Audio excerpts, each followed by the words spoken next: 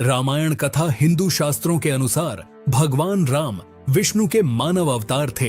इस अवतार का उद्देश्य मृत्युलोक में मानव जाति को आदर्श जीवन के लिए मार्गदर्शन देना था। अंततः श्री राम ने राक्षसों का वध किया और धर्म की पुनर्स्थापना की। सरयू नदी के किनारे कौशल नामक एक राज्य था, जिसकी राजधानी का नाम था अयोध्या, और अयोध्या के राजा थे दशरथ।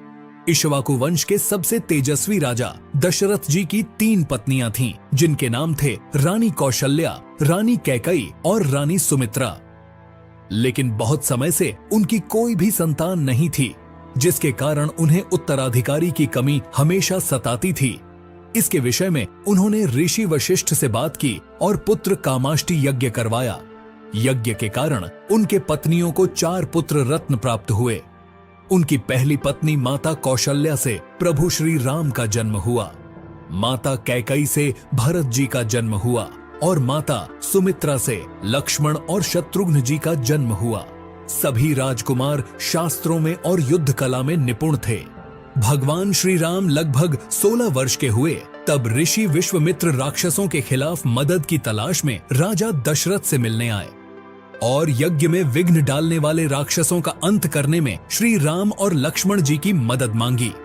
भगवान श्री राम और भाई लक्ष्मण जी पिता के आदेशानुसार ऋषि विश्वामित्र की मदद करने निकल पड़े और राक्षसी ताड़िका के साथ साथ कई राक्षसों का अंत करने में सफल रहे, जिसके फलस्वरूप ऋषि विश्वामित्र जी ने उन्हें कई दिव्य अस्त्र प्रदान किए। एक दूसरे प्रदेश मिथिला के राजा जनक भी निसंतान थे। ऋषि के कहने पर राजा जनक ने अपने राज्यों के खेत में हल चलाना शुरू किया। हल चलाते समय उन्हें एक धातु से टकराने की आवाज आई। राजा जनक ने देखा तो उन्हें शीत के कलश में एक कन्या जमीन में घड़ी हुई मिली। उस कन्या को जैसे ही राजा जनक ने मिट्टी से निकाला, राज्यों में बारिश होने लगी और उस कन्या को राजा जनक अपने महल ले गए। हल के निचले हिस्से को शीत कहा जाता है, इसलिए उस कन्या का नाम सीता रखा गया। धीरे धीरे मां सीता बड़ी हुई और उनके विवाह का समय आया। श्री राम अयोध्या के राजा दशरथ के ज्येष्ठ पुत्र थे। श्री राम बहुत ही साहसी, बुद्धिमान और आज्ञाकारी, और मां सीता बहुत ही सुंदर और पुण्य आत्मा थी। माता सीता की मुलाकात श्री राम से उनके स्वयंवर में हुई, जो सीता माता के पिता मिथिला के राजा जनक द्वारा आयोजित किया गया था। ये स्वयंवर माता सीता के लिए उत्तम वर की खोज में आयोजित किया गया था। राजा जनक ने माता सीता के स्वयंवर में एक शर्त रखी, जिसमें उन्होंने शिव जी के धनुष को उठाकर उसमें रस्सी चढ़ाने वाले व्यक्ति से माता सीता का विवाह करने की शर्त शामिल थी। उस आयोजन में कई राज्यों के राजकुमार और राजाओं को आमंत्रित किया गया था। शर्त ये थी कि जो कोई भी इस शिव धनुष को उठाकर धनुष में रस्सी को चढ़ा सकेगा, उसी का विवाह माता सीता से होगा। सभी राजाओं ने कोशिश तो किया, परंतु वे धनुष को हिला भी न सके। जब भगवान श्री राम की बारी आई तो श्री राम ने एक ही हाथ से धनुष उठा लिया और जैसे ही उसके तार को खींचने की कोशिश की, वो धनुष 2 टुकड़ों में टूट गया। इस प्रकार श्री राम और मां सीता का विवाह हुआ। इस प्रकार श्री राम का विवाह मां सीता से, लक्ष्मण जी का विवाह माता सीता की छोटी बहन उर्मिला से और भरत जी और शत्रुघ्न जी का विवाह राजा जनक के छोटे भाई की 2 पुत्रियों मांडवी और श्रुतकीर्ति से हो गया। जब प्रभु श्री राम भगवान शिव का धनुष तोड़ देते हैं तो इसकी सूचना परशुराम जी को मिलती है और वे क्रोधित होते हुए जनक की सभा में आ जाते हैं। वहां जब वे राम को भला बुरा कहने लगते हैं, तब लक्ष्मण जी से रहा नहीं जाता और फिर वे परशुराम का मजाक उड़ाते हुए उन्हें कटु वचनों में शिक्षा देने लगते हैं। बाद में श्री रामचंद्र जी और परशुराम जी में बहुत बहस होती है और अंत में श्री राम जी उनके क्रोध को शांत करते हैं और उन्हें अपना परिचय देते हैं और परशुराम जी वहां से चले जाते हैं। भगवान परशुराम को विष्णु जी का अवतार माना जाता है। जब श्री राम की एक तरफ राज तिलक करने की तैयारी हो रही थी, तभी उनकी सौतेली मां कैकई अपने पुत्र भरत को अयोध्या का राजा बनाने का षड्यंत्र रच रही थी। ये षड्यंत्र बूढ़ी मंथरा के द्वारा किया गया था। दरअसल रानी कैकई ने एक बार राजा दशरथ के जीवन की रक्षा की थी। तब राजा दशरथ ने उन्हें कुछ भी 2 वर मांगने के लिए कहा था, पर रानी कैकई ने कहा था कि वो समय आने पर जरूर मांग लेंगी। उसी वचन के बल पर रानी कैकई ने राजा दशरथ से पुत्र भरत के लिए अयोध्या का सिंहासन और श्री राम के लिए 14 वर्ष का वनवास मांगा। श्री राम तो आज्ञाकारी थे, इसलिए उन्होंने अपनी सौतेली माँ कैकई की बातों को आशीर्वाद माना और देवी सीता और प्रिय भाई लक्ष्मण जी के साथ 14 वर्ष का वनवास व्यतीत करने के लिए राज्य छोड़कर चले गए। इस असीम दुख को राजा दशरथ जी सह नहीं पाए और उनकी मृत्यु हो गई। कैकई के पुत्र भारत जी को जब ये बात पता चला तो उन्होंने भी राजगद्दी लेने से इनकार कर दिया और अपने बड़े भाई श्री राम को वापस लाने के लिए वन चित्रकूट में गए। भारत जी ने प्रभु श्री राम से बहुत विनती की कि आप घर चले और राज्य संभाले, लेकिन प्रभु श्री राम ने उन्हें ये कहकर लौटा दिया कि पिता को दिया हुआ वचन नहीं तोड़ सकता। भरत जी के द्वारा नहीं आने पर उन्होंने प्रभु श्री रामचंद्र जी की चरण पादुका ले ली और उसे लेकर चले गए। राजा भरत ने सिंहासन पर श्री रामचंद्रन की चरण पादुका रखकर 14 वर्ष तक शासन किया था। उधर श्री राम, मां सीता और भाई लक्ष्मण जी वनवास के लिए निकल पड़े। रास्ते में उन्होंने कई असुरों का संहार किया और कई ऋषि मुनि और अच्छे लोगों से भी मिले। वे चित्रकूट में एक छोटी सी कुटिया बनाकर रहने लगे। एक बार की बात है, लंका का असुर राजा रावण की छोटी बहन सूर्पणखा ने श्री राम को देखा और वो मोहित हो गई। उसने श्री राम को पाने की कोशिश की, पर श्री राम ने कहा कि मैं तो विवाहित हूँ, मेरे भाई लक्ष्मण से पूछ कर देखो। तब सूर्पणखा लक्ष्मण जी के पास जाकर विवाह का प्रस्ताव रखने लगी, पर लक्ष्मण जी ने साफ इनकार कर दिया। तब सूर्पणखा क्रोधित होकर माता सीता पर आक्रमण कर देती है। ये देखकर लक्ष्मण जी ने चाकू से सूर्पणखा का नाक काट दिया। कटे हुए नाक के साथ रोते हुए जब सूर्पणखा लंका पहुंची तो सारी बातों को जानकर रावण बहुत क्रोध में आ गया। उसके बाद रावण ने सीता हरण की योजना बनाई। योजना के तहत रावण ने मारीच नामक एक राक्षस को चित्रकूट की कुटिया के पास एक सुंदर हिरण के रूप में भेजा। जब मारीच को मां सीता ने देखा तो उन्होंने श्री राम से उस हिरण को पकड़कर लाने के लिए कहा। देवी सीता की बातों को मानकर श्री राम उस हिरण को पकड़ने उसके पीछे पीछे गए और लक्ष्मण जी को आदेश दे गए कि वे सीता माता को छोड़कर कहीं न जाएं। बहुत पीछा करने के बाद श्री राम ने उस हिरण को अपने बाण से मार डाला। जैसे ही श्री राम का बाण उस हिरण बने मारीच को लगा, वो अपने राक्षस रूप में आ गया और श्री राम की आवाज में माता सीता और लक्ष्मण जी को मदद के लिए पुकारने लगा। माता सीता ने जब श्री राम की आवाज में उस राक्षस के विलाप को सुना तो वे घबरा गईं और उन्होंने लक्ष्मण जी से श्री राम की मदद करने के लिए वन जाने को कहा। लक्ष्मण जी ने सीता माता की कुटिया को चारों ओर से लक्ष्मण रेखा से सुरक्षित किया और वे श्री राम की खोज करने वन चले गए। उधर योजना के अनुसार रावण एक साधु के वेश में कुटिया पहुंचा और भिक्षाम देही का स्वर लगाने लगा। जैसे ही रावण ने कुटिया के पास लक्ष्मण रेखा पर अपना पैर रखा, उसका पैर जलने लगा। ये देखकर रावण ने माता सीता को बाहर आकर भोजन देने के लिए कहा। माता सीता लक्ष्मण रेखा से बाहर निकली रावण ने पुष्पक विमान में सीता माता का हरण कर लिया और जब श्री राम और लक्ष्मण जी को पता चला कि उनके साथ छल हुआ है तो वे कुटिया की ओर भागे, पर उन्हें वहां कोई नहीं मिला।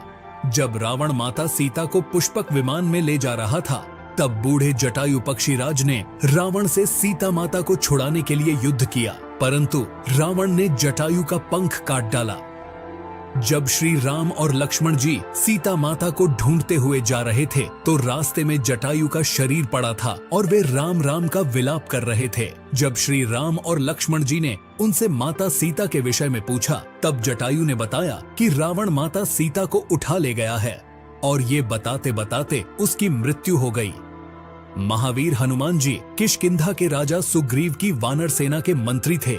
श्री राम जी और हनुमान जी पहली बार ऋषिकेश पर्वत पर मिले, जहां सुग्रीव और उनकी वानर सेना रहती थी। सुग्रीव के भाई बाली ने सुग्रीव से उसका राज्य भी छीन लिया और उसकी पत्नी को भी। जब सुग्रीव श्री राम से मिले तब ये दोनों मित्र बन गए। जब रावण पुष्पक विमान में सीता माता को ले जा रहा था तो माता सीता ने निशानी के लिए अपने आभूषण फेंक दिए थे। वो सुग्रीव की सेना के कुछ वानरों को मिला। जब उन्होंने श्री राम को वो आभूषण दिखाए तो श्री राम और लक्ष्मण जी के आंखों में आंसू आ गए। फिर श्री राम ने बाली का वध करके सुग्रीव को किष्किंधा का राजा बना दिया। सुग्रीव ने भी मित्रता निभाते हुए भगवान श्री राम को ये वचन दिया कि वो और उनकी वानर सेना सीता माता को रावण के चंगुल से छुड़ाने के लिए पूरी जी जान लगा देंगे। सुग्रीव और जामवंत जी ने मिलकर सुग्रीव की वानर सेना का नेतृत्व किया और चारों दिशाओं में अपनी सेना को भेजा। सभी दिशाओं में ढूंढने के बाद भी कुछ ना मिलने पर ज्यादातर सेना वापस लौट आई। दक्षिण की तरफ हनुमान जी एक सेना लेकर गए थे जिसका नेतृत्व अंगद कर रहे थे। जब वे दक्षिण समुद्र के तट पर पहुंचे तो वे भी उदास होकर विंध्य पर्वत पर इसके विषय में बातचीत कर रहे थे। वहीं पर एक बड़ा सा पक्षी बैठा था जिसका नाम था संपाति। संपाति वानरों को देखकर बहुत खुश हुआ और भगवान का शुक्रिया करने लगा। इतना सारा भोजन देने के लिए जब सभी वानरों को पता चला कि वो उन्हें खाने की कोशिश करने वाला था तो सभी उसकी घोर आलोचना करने लगे और महान पक्षी जटायु का नाम लेकर उसकी वीरता की कहानी सुनाने लगे। जैसे ही जटायु की मृत्यु की बात उसे पता चली वो जोर जोर से विलाप करने लगा। उसने वानरों को बताया कि वो जटायु का भाई है और उसने ये भी बताया कि उसने और जटायु ने मिलकर स्वर्ग में जाकर इंद्र को भी युद्ध में हराया था। वो तो सूर्य की तेज किरणों से जटायु की रक्षा करते समय उसके सभी पंख जल गए और वो इस पर्वत पर गिर गया। उसने वानरों को बताया कि वो बहुत ज्यादा जगह पर जा चुका है। उसने ये भी बताया कि लंका का असुर राजा रावण ने माता सीता को अपहरण किया है और उसे दक्षिण समुद्र के दूसरी ओर उसका राज्य है। इसके बाद जामवंत जी ने हनुमान जी की सभी शक्तियों को याद दिलाया, जिसे सुनकर हनुमान जी का मन हर्षित हो गया और वे समुद्र तट किनारे स्थित सभी लोगों से बोले कि आप सभी यही मेरा इंतजार करें तब तक जब तक मैं सीता माता को देखकर वापस ना लौट आऊं। यह कहकर वे समुद्र के ऊपर से उड़ते हुए आगे चले गए। रास्ते में जाते समय सबसे पहले मानिक पर्वत आया। पर्वत ने हनुमान जी से कुछ देर आराम कर लेने के लिए कहा, पर हनुमान जी ने उत्तर दिया कि जब तक मैं श्री राम जी का कार्य पूरा न कर लूं, तब तक मेरे जीवन में विश्राम की कोई जगह नहीं है। और वे उड़ते हुए आगे चले गए। देवताओं ने हनुमान जी की परीक्षा लेने के लिए सांपों की माता सुरसा को भेजा। सुरसा ने हनुमान जी को खाने की कोशिश की, पर हनुमान जी को वो खा न सकी। उल्टा हनुमान जी उसके मुख में जाकर निकल गए और आगे चले गए। समुद्र में एक छाया को पकड़कर खा लेने वाली राक्षसी सिंहिका रहती थी। उसने हनुमान जी को पकड़ लिया, पर हनुमान जी ने उसे भी मार गिराया। समुद्र तट पर पहुंचने के बाद हनुमान जी एक पर्वत के ऊपर चढ़ गए और वहां से उन्होंने लंका की ओर देखा। लंका का राज्य उन्हें दिखाई दिया, जिसके सामने एक बड़ा सा द्वार था और पूरा लंका सोने का बना हुआ था। हनुमान जी ने एक छोटा सा रूप धारण किया और वे द्वार से अंदर जाने लगे। उसी द्वार पर लंकिनी नामक एक राक्षसी रहती थी। उसने हनुमान जी का रास्ता रोका तो हनुमान जी ने एक जोर का गुस्सा दिया तो वो नीचे जाकर गिरी। उसने डर के मारे हनुमान जी को लंका के अंदर जाने दिया। हनुमान जी ने माता सीता को महल में हर जगह ढूंढा, पर माता सीता उन्हें कहीं नहीं मिली। थोड़ी देर ढूंढने के बाद उन्हें एक ऐसा महल दिखाई दिया जिसके सामने एक तुलसी का पौधा था। ये देखकर हनुमान जी अचंभे में पड़ गए और उन्हें ये जानने की इच्छा हुई कि आखिर ऐसा कौन है जो इन असुरों के बीच में भी भक्त है। ये जानने के लिए हनुमान जी ने एक ब्राह्मण का रूप धारण किया और उन्हें पुकारा। विभीषण अपने महल से बाहर निकले और जब उन्होंने हनुमान जी को देखा तो वे बोले, आपको देखकर मेरे मन में अत्यंत सुख मिल रहा है। क्या आप स्वयं श्री राम हैं? हनुमान जी ने पूछा, आप कौन हैं? तो विभीषण ने उत्तर दिया, मैं रावण का भाई विभीषण हूँ। ये सुनकर हनुमान जी अपने असली रूप में आ गए और श्री रामचंद्र जी के विषय में सभी बातें बताईं। विभीषण ने निवेदन किया कि मुझे एक बार श्री राम से मिलवा दो। हनुमान जी ने कहा कि मैं श्री राम जी से जरूर मिलवा दूंगा, परंतु पहले मुझे ये बताएं कि मैं जानकी माता से कैसे मिल सकता हूँ। तब विभीषण ने हनुमान जी को बताया कि रावण ने सीता माता को अशोक वाटिका में रखा है। ये जानने के बाद हनुमान जी ने एक छोटा सा रूप धारण किया और वे अशोक वाटिका पहुंचे। वहां पहुंचने के बाद उन्होंने देखा कि रावण अपनी दासियों के साथ उसी समय अशोक वाटिका में पहुंचा और सीता माता को अपनी ओर देखने के लिए शाम दाम दंड भेद का उपयोग करने लगा, पर तब भी माता सीता ने एक बार भी उसकी ओर नहीं देखा। रावण ने सभी राक्षसियों को सीता माता को डराने के लिए कहा, पर त्रिजटा नामक एक राक्षसी ने माता सीता की बहुत मदद और देखभाल की थी और अन्य राक्षसियों को भी डराया, जिसे अन्य सभी राक्षसी भी माता सीता की देखभाल करने लगी। कुछ देर बाद हनुमान जी ने माता सीता के सामने श्री राम की अंगूठी डाल दी। श्री राम नाम से अंकित अंगूठी को देखकर सीता माता की आंखों से खुशी के आंसू निकल पड़े, परंतु सीता माता को संदेह हुआ कि कहीं ये रावण की कोई चाल तो नहीं। अब माता सीता ने पुकारा कि कौन है जो ये अंगूठी लेकर आया है। उसके बाद हनुमान जी प्रकट हुए, पर हनुमान जी को देखकर भी सीता माता को विश्वास नहीं हुआ। इसके बाद हनुमान जी ने मधुर वचनों के साथ प्रभु रामचंद्रन जी के गुणों का वर्णन किया और बताया कि वे श्री राम जी के दूत हैं। माता सीता ने व्याकुलता से श्री राम जी का हाल चाल पूछा। हनुमान जी ने कहा, हे माते, श्री राम जी बिल्कुल ठीक है और वे आपको बहुत याद करते हैं। वे बहुत जल्द ही आपको लेने आएंगे और मैं शीघ्र ही आपका संदेश श्री राम जी के पास पहुंचा दूंगा। तब हनुमान जी ने सीता माता से श्री राम जी को दिखाने के लिए कुछ चीज मांगा, तो माता सीता ने हनुमान जी को अपने कंगन उतार कर दे दिए। अब इस सब के बाद हनुमान जी को बहुत भूख लगी थी, तो हनुमान जी अशोक वाटिका में लगे पेड़ों के फलों को खाने लगे। फलों को खाने के साथ साथ हनुमान जी उन पेड़ों को तोड़ने भी लगे। तभी रावण के सैनिकों ने हनुमान जी पर प्रहार किया और हनुमान जी ने सभी को मार गिराया। जब रावण को इस बात का पता चला कि कोई बंदर अशोक वाटिका में उत्पात मचा रहा है, तो रावण ने अपने पुत्र अक्षय कुमार को भेजा। हनुमान जी ने उसे क्षण भर में मार डाला। कुछ देर बाद जब रावण को अपने पुत्र की मृत्यु का पता चला, तो वो बहुत ज्यादा क्रोधित हुआ। उसके बाद रावण ने अपने ज्येष्ठ पुत्र मेघनाद को भेजा। हनुमान जी के साथ मेघनाद का बहुत ज्यादा युद्ध होता है और कुछ न कर पाने के बाद मेघनाद ने ब्रह्मास्त्र का सहारा लिया। ब्रह्मास्त्र का सम्मान करते हुए हनुमान जी स्वयं बंधक बन गए। हनुमान जी को रावण की सभा में लाया गया।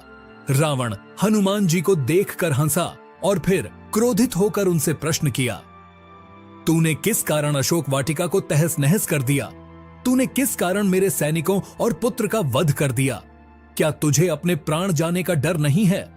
यह सुनकर हनुमान जी ने उत्तर दिया, जिसने महान शिव धनुष को पल भर में तोड़ डाला, जिसने खरदूषण और बाली को मार गिराया, जिसकी प्रिय पत्नी का तूने अपहरण किया है। मैं उन्हीं का दूत हनुमान हूं। मुझे भूख लग रही थी, इसलिए मैंने फल खाए और तुम्हारे सैनिकों ने मुझे खाने नहीं दिया। अभी भी समय है, सीता माता को श्री राम को सौंप दो और उनसे क्षमा मांग लो। रावण हनुमान जी की बातों को सुनकर हंसने लगा और बोला, रे दुष्ट, तेरी मृत्यु तेरे सिर पर है। ऐसा कहकर रावण ने अपने मंत्रियों को हनुमान जी को मार डालने का आदेश दिया।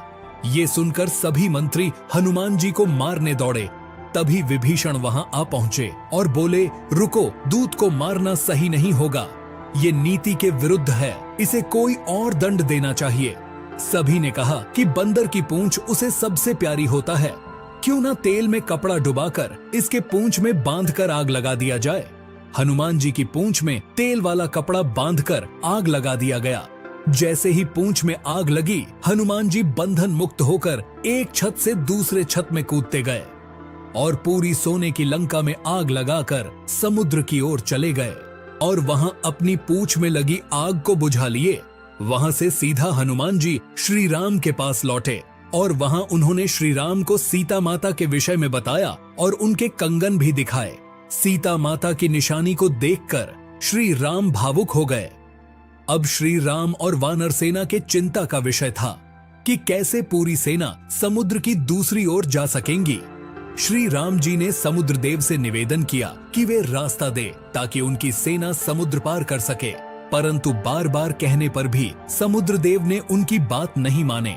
तो भगवान श्री राम ने लक्ष्मण जी से धनुष मांगा और अग्नि बाण को समुद्र पर साधा, जिसे कि पानी सूख जाएगा और वे आगे बढ़ सकेंगे।